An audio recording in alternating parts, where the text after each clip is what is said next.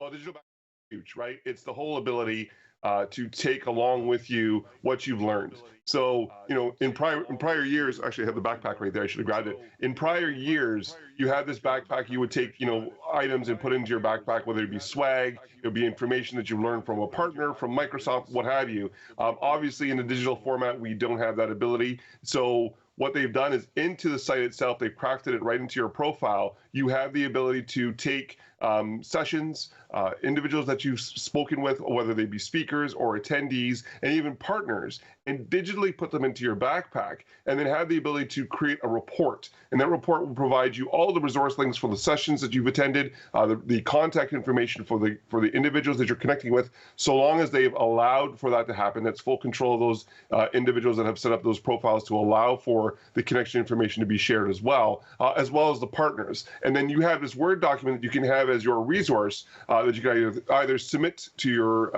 organization as a report in terms of your finding for Microsoft Ignite, or for yourself and for references when you're following up in terms of what you learned. Yeah, it must be a huge backpack if you can put speaker and attendees in it. But yeah, no, there's a lot of awesome things going on. I also realized something which I really want to highlight because I did not know. Oh, that's not the last year's one, right? So this is the last year's backpack. You can see it's pretty big. So the new one will have to be always has to be bigger and better, right? Absolutely. I mean, that's like newer is always better, right? That's like with all the technology in general. Right. But no, there's some really awesome stuff going on at Microsoft Ignite. We have a couple of things to create engagements. Obviously, you can do things like schedule meetings with other attendees and speakers and things like that. You can then even see if they're available or not. You can write them messages and stuff like that. So that is awesome. But one thing I really want to highlight is the possibility to actually book a one-to-one consultation, right, with a Microsoft engineer. And this is great. And this, I think, is really in virtually probably even better than on site, right? Because this time, what you're actually going to do is you're going to fill out the form with your questions, with your scenario, and the things you want to build. And then the Microsoft engineer can then go to your scenario. It doesn't matter if it's a migration project you have, if it's an architecture you want to have reviewed, if it's like an app architecture or whatever, or if it's your Azure architecture.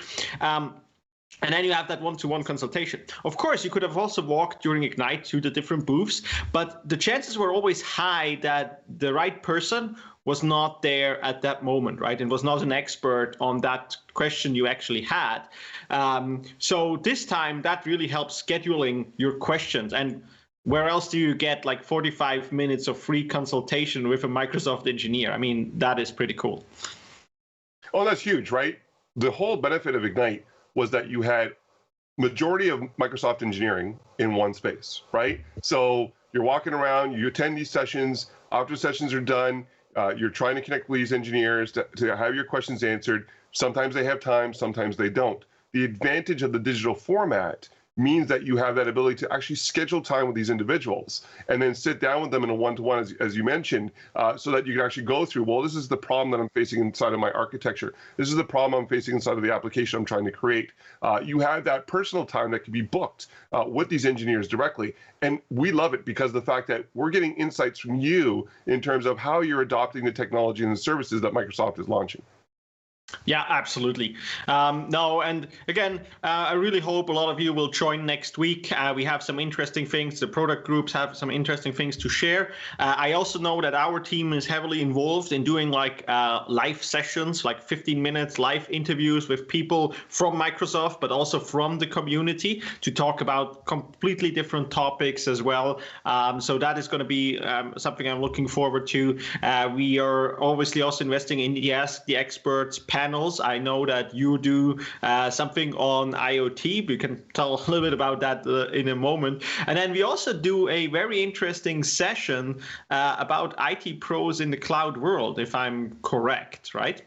Yeah, and it's going to be IT pros in the cloud world, how your skills transition to cloud implementation. And what's awesome about this is that there's going to be 3 live presentations of this, one with Sonia and Oren, one with yourself and Sarah, and one with myself and producer Pierre. So one for each time zone will be covered and offered up as a live session specific to that geographic region, which is really cool. So if you want to see producer Pierre on camera, you can do that if you watch this session, if you haven't seen him before. But I'm sure you have seen him before. But again, if there are some viewers which always think, who is that producer Pierre, who, by the way, got kind of hacked last week, and just want to point that out again. Yeah. Then definitely join our sessions. Look for the IT Pro sessions there. Oh my God, there he is. Definitely look out for that session. I'm really happy to join. It's also going to be very engaging. So we try to take questions from the audience and then obviously try to answer them as good as we can. Other than that, just if your question doesn't get answered, just ping us on social media or on our blog and Tech Community and IT Ops Talk to basically get in contact with us. So one last thing in regards to Microsoft Ignite happening next week, the table talks. This is something that is hugely important. A lot of people have been saying, well, that's great. I'm going to watch product managers, and engineers deliver content on the new services that they're launching. What about if I want to have that group interaction? I want to have that real world experience of implementation of these services. Table talks are being hosted by equally passionate people. Everything from Microsoft engineers to Microsoft MVPs will be hosting table talks throughout the event. This is a great way for you to sit down in a virtual roundtable, and have an open discussion about IoT. And it's you brought up that point in terms of what I'll be doing with the sessions. One of the sessions I am sitting in with Paul DiCarlo, who was on the show previous weeks back. We're going to be sitting down and going through IoT from a deployment, infrastructure, and security best practices frame of mind in terms of organizations that are capturing, deploying, and managing these endpoints for the ingestion of data to have specific outcomes, right? So definitely check those out. So it's not just the presentations that you want to attend. The table talks are equally important. Absolutely. No, again, many different things available. So definitely make sure you join us. But this week, we also had some interesting Azure news, right? And I think you have something interesting to say and get started with. Yep, and that's the thing. So even though Microsoft Ignite is next week, that doesn't mean that the services don't stop coming and the news doesn't stop coming. So we're going to kick off with our first news item. First news item is the site recovery updates that are occurring. So as of this week, Rollup 50 has been released.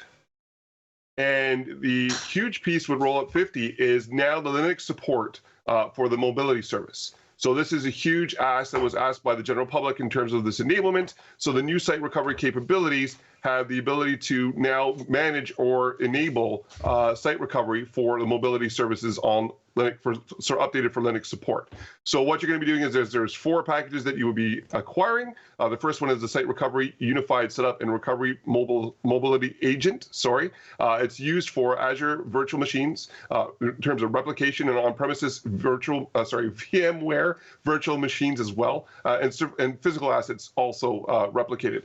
Then you have the Site Recovery Configuration Server, the open tongue-tied this morning. Open virtualization format. You have the Site Recovery Provider, which is used in the replication of Hyper-V machines, and you have the new Recovery Services Agent. Wow, I am tired. That will also use for the replication of virtual machines. If you check out itopstalk.com and the latest AZ update, there's a direct link to download all that you see here in respect to all the new agents that are launched. You have to update all the agents in order to take advantage of update Rollup 50, and again, that was released this week.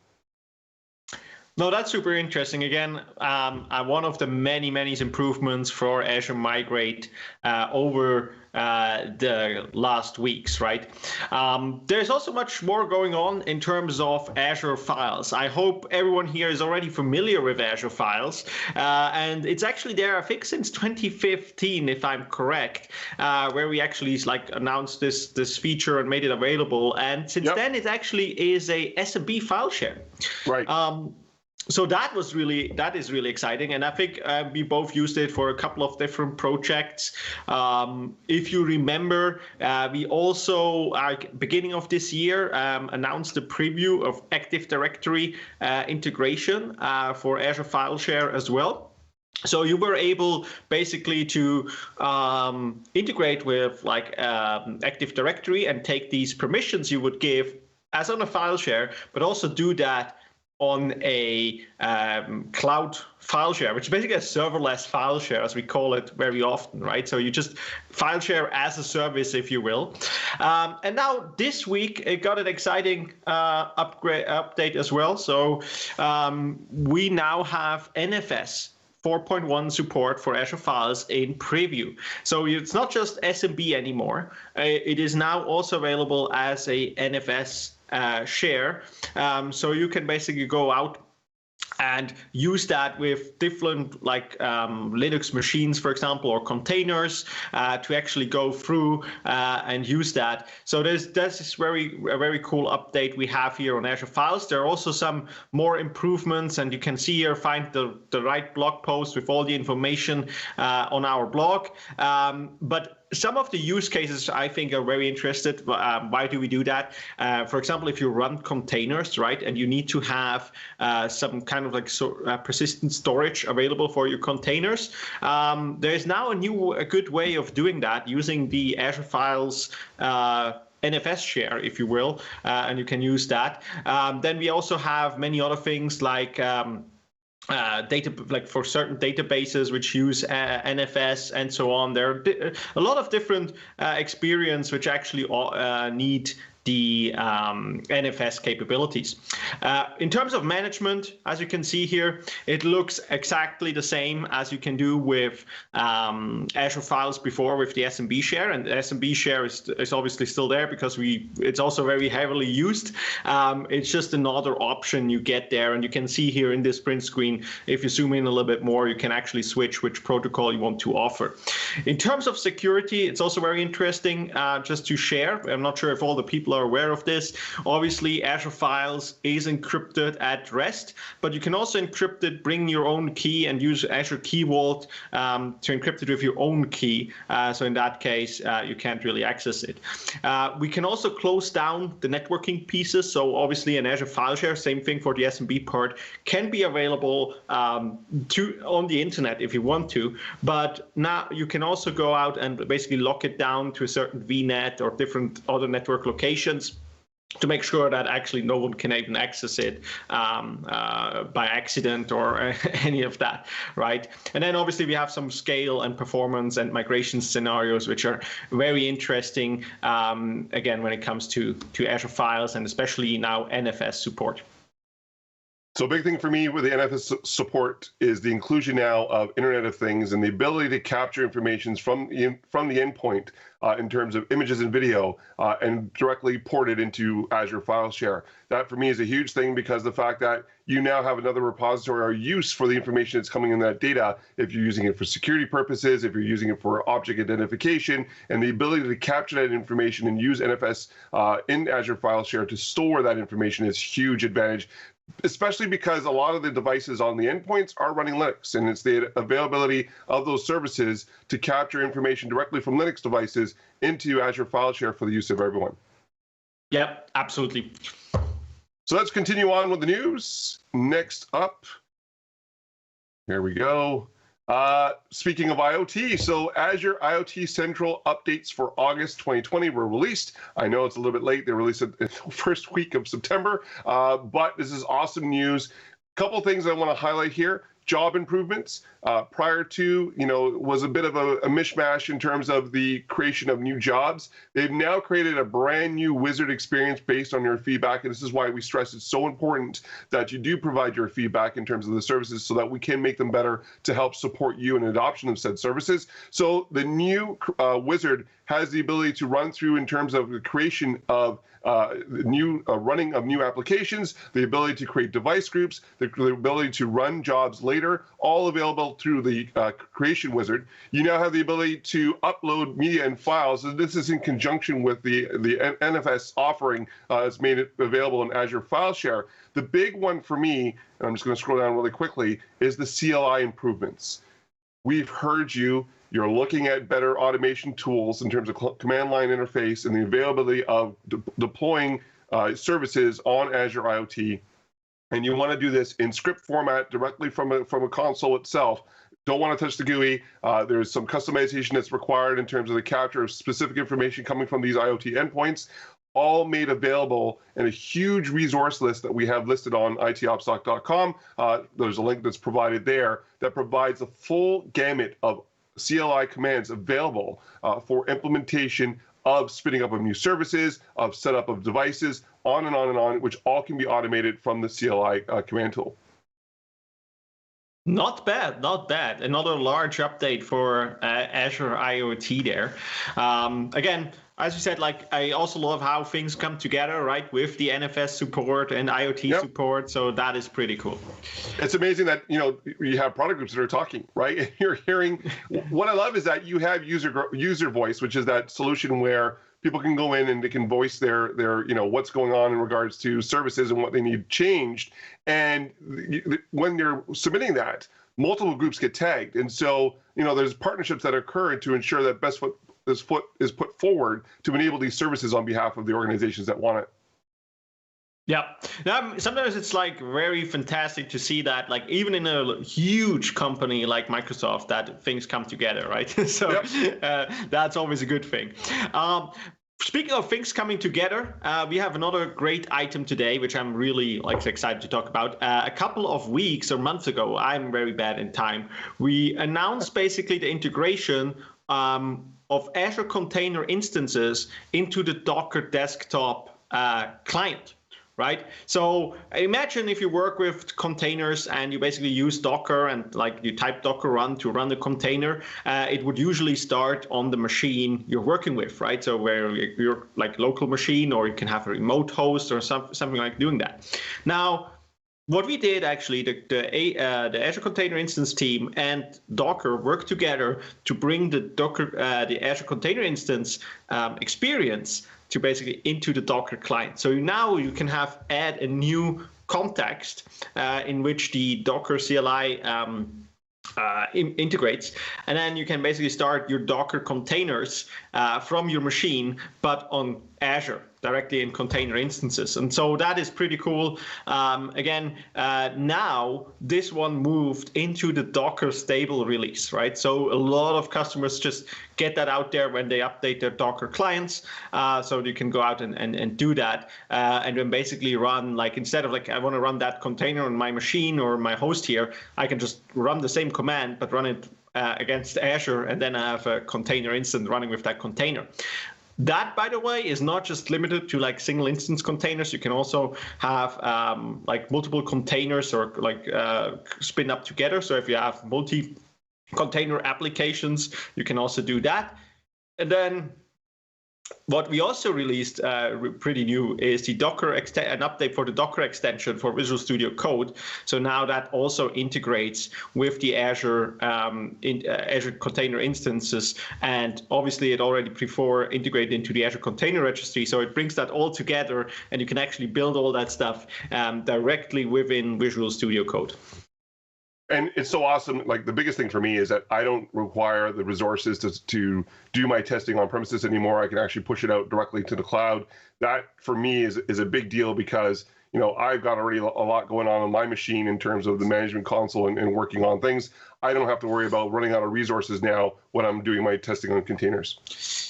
Yeah, absolutely. I mean, again, there are ways, obviously, you can do that. Obviously, people would now tell me, but Thomas, you should have a CI/CD pipeline to actually go out and build and deploy these containers and store them in a registry and then deploy them and so on.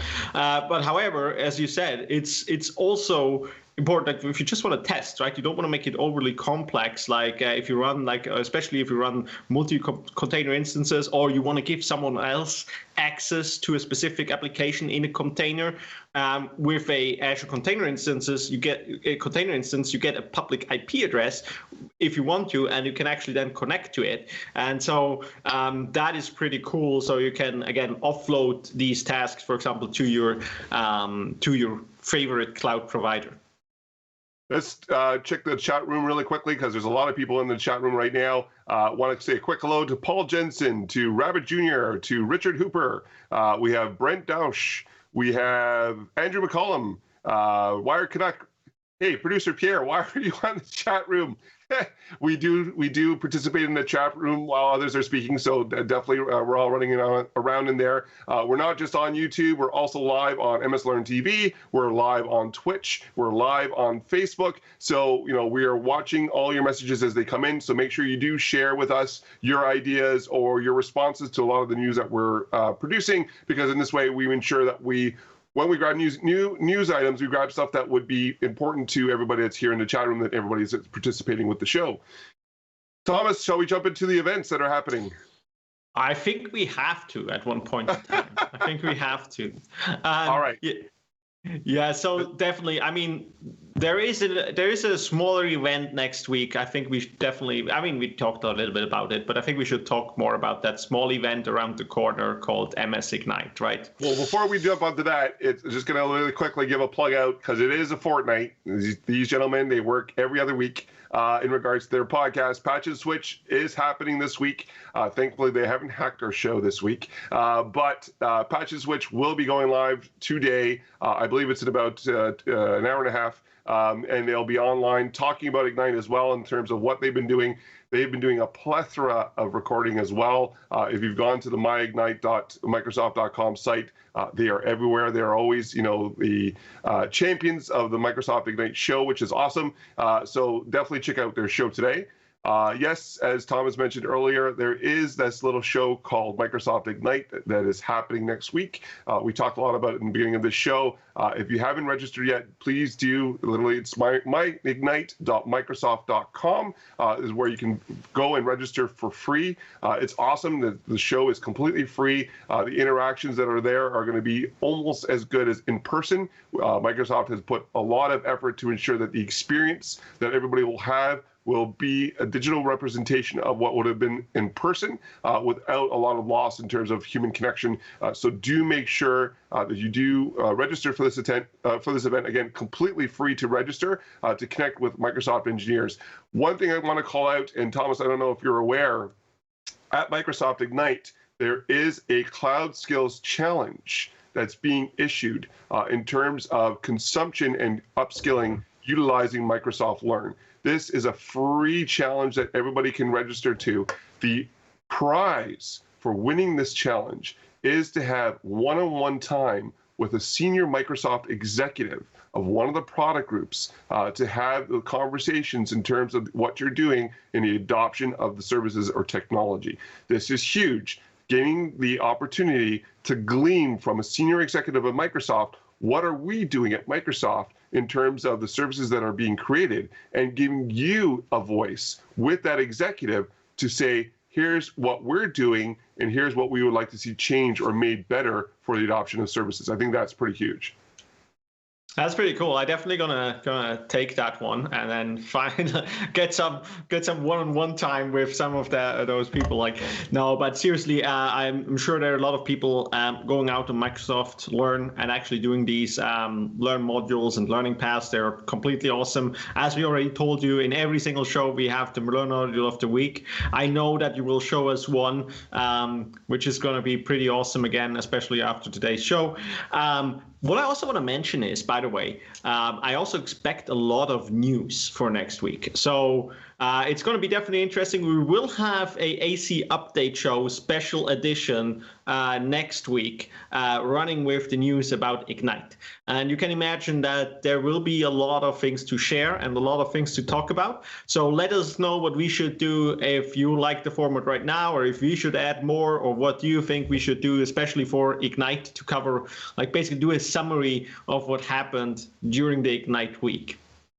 To add to that, there are going to be a lot of Easter egg challenges. So, in the fact that we're all gone digital, there are a lot of Easter eggs being planted all throughout the Ignite event that's happening next week, and a bunch of different contests that are occurring. So make sure you have an eagle eye out in terms of looking at items, especially in the background, in regards to what items are there, because there will be a challenge in terms of picking out specific items that are in people's backgrounds to then share with the crew at Microsoft Ignite to win additional prizes.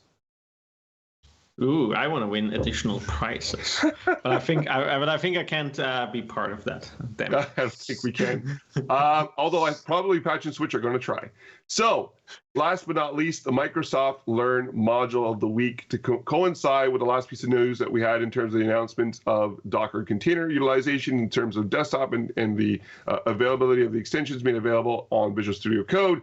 The introduction to Docker containers. If you haven't dabbled with it yet, here's a great way to start your journey in terms of container adoption amidst your organization. This is the bare bones, ground floor, get in there, get your hands dirty in respect to understanding, deploying, management, and use of Docker containers for you, for your organization, you name it. I love Microsoft Learn, as you know, because the fact that you get the hands-on experience and it costs you nothing. You're doing an actual implementation of a Docker container on Azure, and you don't even require an Azure subscription to get started, which is really cool. By the way, yes, absolutely, it's really cool. By the way, I know one person who completed all the learning modules, every single one of them, on Microsoft Learn. So if any one of your viewers want to be like that person, go out and do all the Learn modules out there. I didn't even know that was possible. I did like that. You know how many hours that would take to go through the entire catalog on Microsoft Learn? That's amazing. Yeah, I definitely want to see one of our viewers doing that, because that would mean, hey, that person listened to us, learned all about Azure, M365, Dynamics. I mean, there are now a ton of different learning opportunities out there. So please, please, please go out and do that for me. All right, and that brings us to the end of another episode of AZ Update. Thomas, if they want to get a hold of you on the socials, how do they get that done? Very simple, just @ Thomas Maurer or check out my blog, thomasmaurer.ch. And if you want to get a hold of producer Pierre, he can be found. Wow, it's going to be a hard episode today. He can be found at Wired Canuck on Twitter, also contributing to itopstock.com. And if you want to get a hold of me for some reason, you can find me on Twitter at Wireless Life. Thomas, you excited for next week? Absolutely. That's how excited Swiss people get. That's the max you can get. I swear next week we're all going to be empowered, which is awesome. All right. Have a great weekend, everybody. Empower. Producer Pierre has got a new soundboard toy, and we hear that in every meeting now. Next week is going to be awesome. We're going to be available all week long. Make sure you connect with us on the myignite.microsoft.com portal. Send us meeting requests. A lot of them are coming in already, which is awesome. Do get your requests in early, because we only have a limited amount of time to spend with all of you. Looking forward to seeing everybody next week during Microsoft Ignite. Have a great weekend, and we'll see you next week. Bye-bye, everybody.